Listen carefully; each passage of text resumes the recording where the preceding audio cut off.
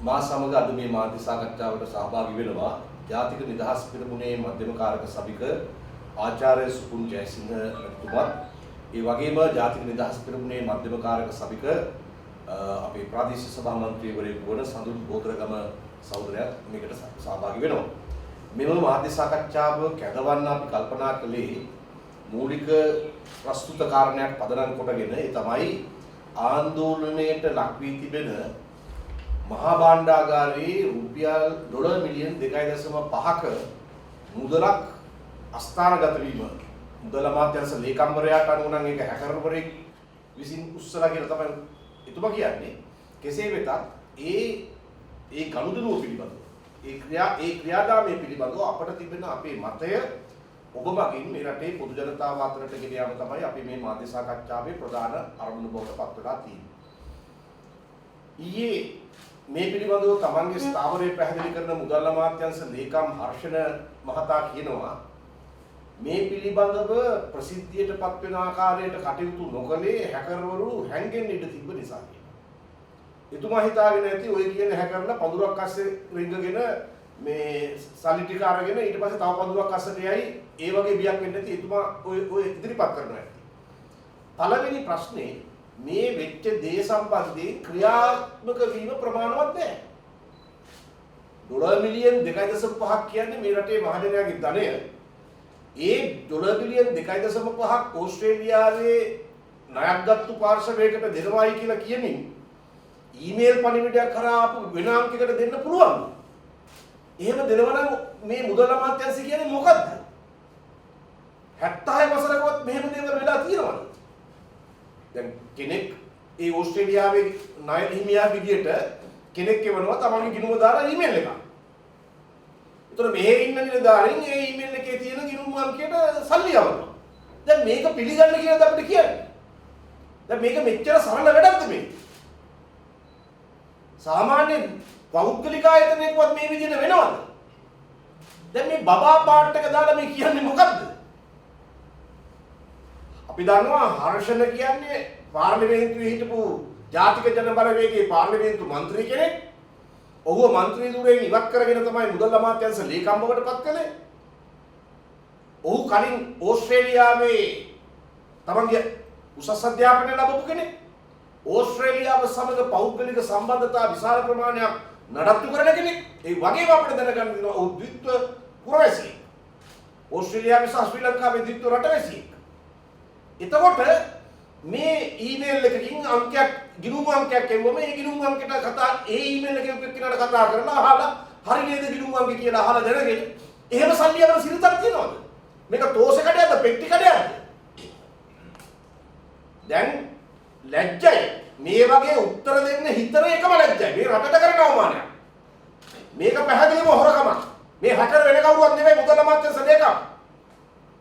මුදල් අමාත්‍යාංශ ලේකම් තමයි මේ කියන හැකර්.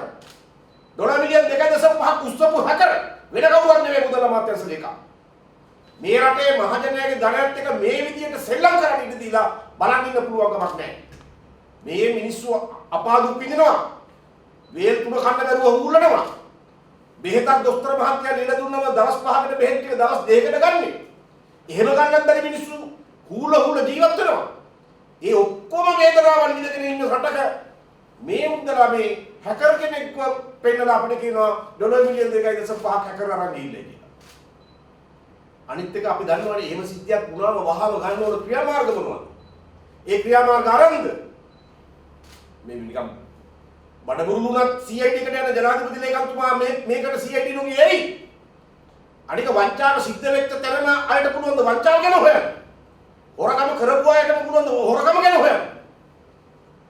මේ රටේ බරපතලම 70 වසරක සාපේ කරන්නේ ආවේ 70 වසරකවත් මහා භාණ්ඩාගාරය සල්ලි මෙහෙම අන්තරස්ථාන වුණා. මේක තමයි මේ මුල්‍ය අපරාධ වැළක ඉතාම බරපතල කාරණයක් මේ කාරණේ. ඒ නිසා අපි ඉතා ඕනකමින් කියනවා මුදල් අමාත්‍යාංශ ලේකම් වහම ඉල්ලාස් වෙන්න. මුදල් ලැබතිද බැරි නම් මුදල් අමාත්‍යාංශ ලේකම් ඉල්ලාස් කරවන්න. ඒ කියන්නේ මුදල් ලැබති මුදල් අමාත්‍යාංශ ලේකම්යි දෙන්නම එකට එකතු වෙලා තමයි මේ හැකර් වැඩේ කරලා තියෙන්නේ. මුදල් අමාත්‍යාංශ ලේකම්ව ඉවත් කරන්න මුදල් ලැබතිට කොන්ද පණ නැත්නම් මොකද මේක මේ මුදල් අමාත්‍යාංශ ලේකම් මුදල වෙන දෙයක් නෙමෙයි. සමහර විට මුදල් අමාත්‍යාංශ ලේකමුයි එයාගේ ප්‍රධානියයි දෙන්නම දැනගෙන මෙච්ච දෙයක් වෙන්න පුළුවන්. ඒ නිසා මේක මේ හංගල් තියාගත්ත ගිය අවුරුද්දේ සැප්තැම්බර් වල පටන් ගත්ත ක්‍රියාවලිය. මේ අවුරුද්දේ ජනවාරි වල දැනගන්නවා කියලා කියනවා. ඒ කියන්නේ මොනතරම් ගොන්ද?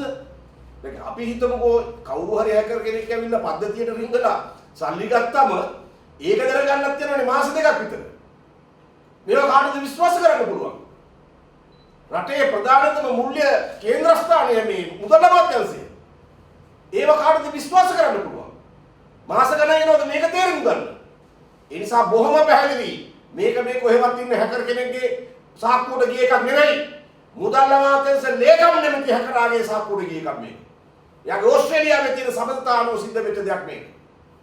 ඒ නිසා දැන් මෙච්චර අලාභයක් මේ රටට කරලා සහගාන අපරාධයක් මේ රටට කරලා මේ කහපාළු ආණ්ඩුව ආපු දවසේ ඉඳන් මේ රටේ අපරාධ වෙන්නේ. අපි දැක්කා මේ මෑත ඉතිහාසයේ පළවෙනි වතාවට බැංකු ශාස්ත්‍රයේ ඉතාම ආందోලනයේ තුරු දෙන වංචාව සිදු වුණා. NDB බැංකුව රජයේ පාලනයට තියෙන බැංකුවක් රුපියල් බිලියන 13.2ක් ක්‍රිප්ටෝ කරන්සි වලින් රටේ එළියට ඇද්දා. මේ කවදාකවත් අපි අහපු දේවල් නෙවෙයි. මේ රටේ බැංකුව වලට මුදල් ආයෝජනය කරන මිනිස්සුන්ගේ සල්ලි රුපියල් බිලියන 13.2ක්. දැන් බැංකුව වල සල්ලි දාලා ස්ථාවර භාවයක් නැහැ. කොයි විදියට කොල්ල කරනවද කියලා කාටවත් තේරෙන්නේ නැහැ. ඒ විතරක් නෙවෙයි. දැන් භාණ්ඩාගාරයෙන් ඩොලර් මිලියන 2.5ක් හොරගම් කරා. අනිත් පැත්තෙන් අපි දන්නවා ඩීසල් නැව් දෙකක් ගෙනාවා ඩොලර් මිලියන 38කට වඩා වැඩිපුර ගෙවුවා. ඒ වගේම ගල්ලගුරු වංචාවෙන් මේ රටට විශාල ඩොලර් මිලියන් ගානක හානියක් කළා. මේ ඔක්කොම මේ කාපාලු ආණ්ඩුවේ ප්‍රතිඵල. ඒ නිසා අපි තා ඕනකමින් කියනවා බබා පාඩ් දාන්න එපා මුදල් අමාත්‍යාංශ ලේකම්තුමෝ. කරුණාකරලා තනතුරෙන් වගකීම බාර ගන්න තනතුරෙන් ඉල්ලාස් වෙන්න. තනතුරෙන් ඉල්ලාස් වෙන්න නොකරනවා නම් ඒ කියන්නේ මුදල් නැමැති මුදල් අමාත්‍යාංශ ලේකම් දෙන්නම එකට එකතු වෙලා තමයි මේ රොබරිය කරේ. ඒකයි අපිට පිළිගන්න වෙන්නේ. ඒ නිසා මුදල් නැමැතිට කියනවා තමන් යටතේ ඉන්න නිලධාරියා මුදල් අමාත්‍යාංශ ලේකම් අස් වෙන්නේ නැත්තම් අස් කරන්න. එහෙම නොවේ නම් මේ ඩොලර් මිලියන් 2.5 හොරකම දෙගොල්ලම එකතු වෙලා දෙන්න එකට එකතු වෙලා කරපු හොරකමක් හැටියටයි අපිට බොරු නැති සත්‍යයේ හඬ True Voice. සත්‍යයේ හඬ ඔබේ බුද්ධියට True Voice.